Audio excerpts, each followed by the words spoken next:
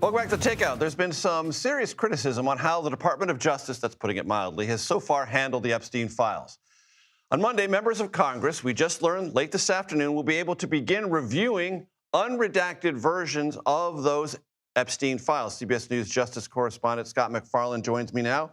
So fill in the blanks here. What are they going to see?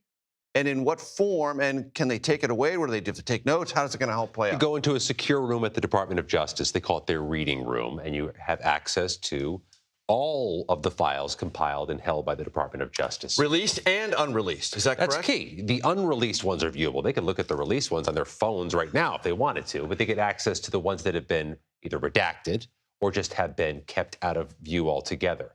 Now, asking a member of Congress to go into a room and look at 3 million pages of records is an ambitious task, because if you had a whole team of people, it would take you many weeks to go through 3 million pages. We know this from experience because we've had a team of people and we're still going through the 3 million pages that are out there. So this could be one of those needles in an order of magnitude of haystacks, but they have that access. This is not a courtesy by the Department of Justice. This is in the law. Right. And let me ask this, just thinking through this in a practical way. I'm a member of Congress. I'm not, but let's imagine for the sake of argument that I am.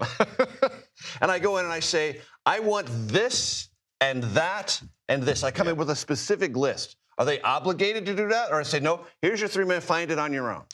I think there's going to be a support service provided to members of Congress, if for no other reason, because you have to secure a secure space and make sure that things stay where they are and are where they are and stay organized where they are. But this also can be a very digital enterprise, too.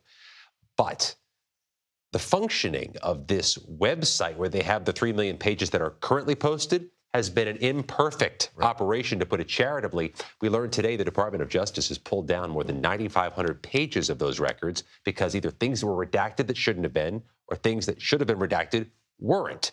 And this is going to be a process that I think plays over the course of weeks and months.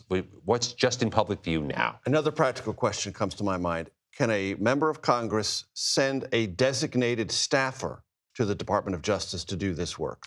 I'll look into that. I'll tell you, I don't think the law specifies designees, but with the Department of Justice and the tonnage they're working with, they may have some flexibility built in.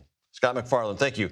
You know, we sometimes think of this as an apartment. You're going to go out through a dramatic exit to the back door, so please enjoy yourself. It's going to make a very dramatic exit. Very dramatic. Now that you say that, yes.